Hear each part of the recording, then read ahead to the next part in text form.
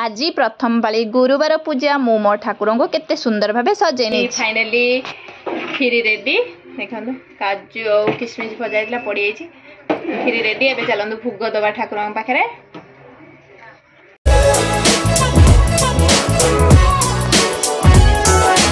हाय सांग माने जय जगन्नाथ शुभ सकाळ। आज सांग माने पवित्र गुरुवार बा माणवसा प्रथम पाली पूजा मु सकाळ सकाळ गाधे की पळे एसी सांग माने देखंतु मु एठी धळा साड़ी टे पिंधि नेची आ एबे ठाकुर को पूजा करमी। मु बाहर रह की केमती कोन ठाकुर को पूजा कली और कोन कोन सब प्रस्तुत कली आपण माने वीडियो देखंतु आगो आगो जानि परिबे। मोर साड़ी आपण मानु केमिति लागुची निहाती कमेंट बॉक्स रे जणेबे। चलंतु देखिबा एबे मोर झुटी झुटी दे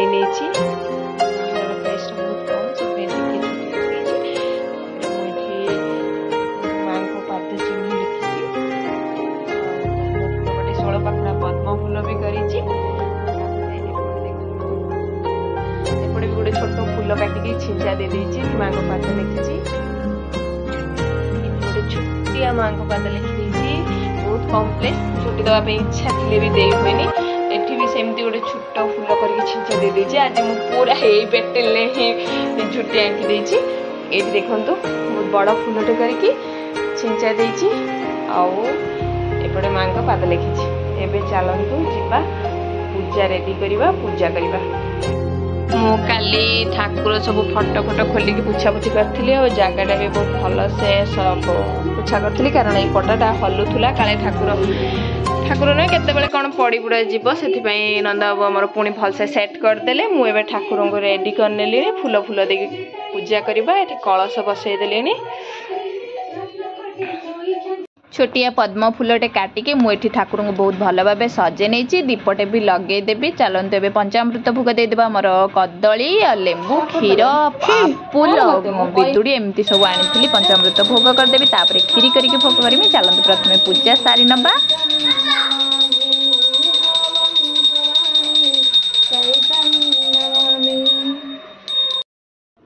नमस्ते कमला मागो सागर दुल्हनी।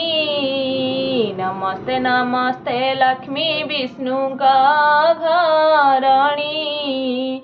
नमस्ते कमला मागो अति दयावती। स्थावर जंगम कीट आदि पालु नीति। तर दया बोले मागो दरिद्र जनर। हुई अचल बीत जीवनई कुबेर।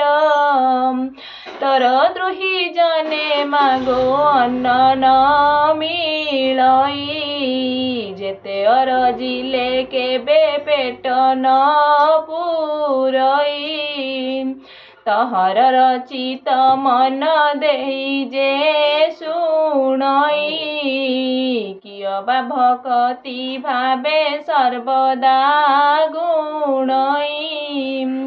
ताहार दरिद्रपण जाए दूर होई। सर्वदा ताकू प्रसन्न हेउ मोहामाई। एणु तो चरणे मागो अशेष प्रणाम। करुछि पुराए बारे मोर मनस्काम। चरिते किंचिते मु करिबी रचना। जगत जननी बारे दिय दिव्य ज्ञान।